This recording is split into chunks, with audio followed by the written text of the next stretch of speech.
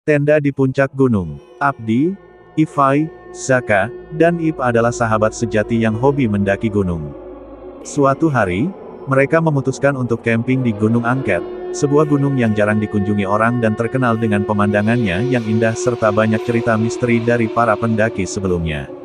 Setelah berjalan seharian, mereka tiba di area puncak yang sunyi. Hanya ada mereka berempat di tengah hutan pekat, dengan kabut tipis menyelimuti sekitar. Ketika malam tiba, hawa dingin mulai merasuk.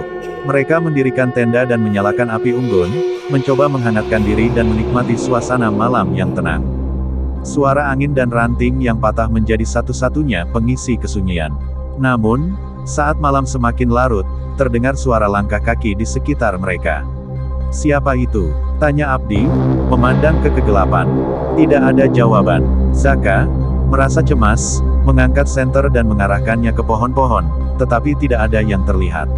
Suara langkah itu semakin jelas, berat dan berirama, mendekati tenda mereka.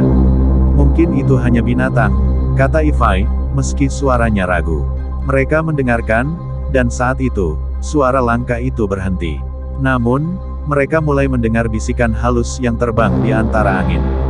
"Tenda, jangan keluar dari tenda," bisikan itu berulang, lirih namun jelas di telinga mereka.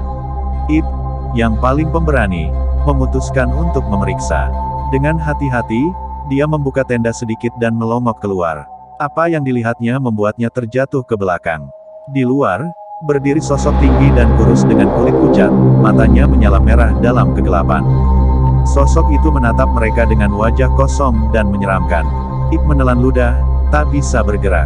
"Jangan bergerak," bisiknya gemetar, menutup tenda perlahan. Ada sesuatu di luar. Sebelum mereka bereaksi, suara langkah itu kembali terdengar, kali ini semakin banyak. Mereka mendengar bunyi ranting patah dan daun bergerak, lalu sesuatu menggores tenda mereka dari luar, seperti kuku panjang yang menyapu kain tenda. Di dalam tenda, ketegangan mencapai puncaknya. Zaka mulai membaca doa, sementara Abdi dan Ifai berusaha menenangkan diri. Namun, goresan itu semakin keras, seperti sesuatu yang berusaha masuk. Cahaya senter mereka berkedip, dan di sela-sela cahaya, mereka bisa melihat bayangan besar bergerak di luar, melingkari tenda.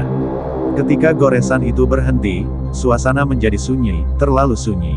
Mereka tahu sesuatu masih mengintai di luar. Tiba-tiba, terdengar jeritan panjang yang memecah keheningan malam.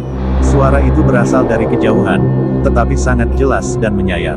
Tanpa pikir panjang, mereka berlari keluar dari tenda, melarikan diri tanpa arah, meninggalkan barang-barang mereka. Mereka berlari menembus kegelapan hutan, hanya dengan cahaya senter yang lemah. Saat berlari, mereka menyadari sosok-sosok yang mereka lihat sebelumnya mulai muncul di antara pepohonan, mengintip dari balik ranting, dengan mata merah menyala yang terus mengikuti langkah mereka. Lebih dari satu, mungkin puluhan, berdiri diam, mengawasi mereka.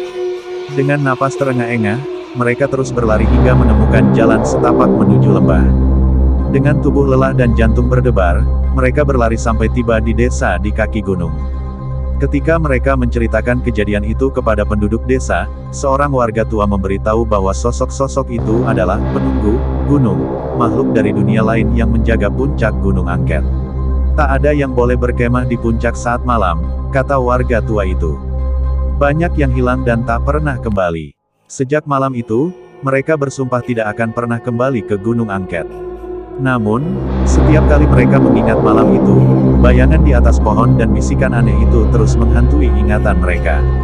Tamat.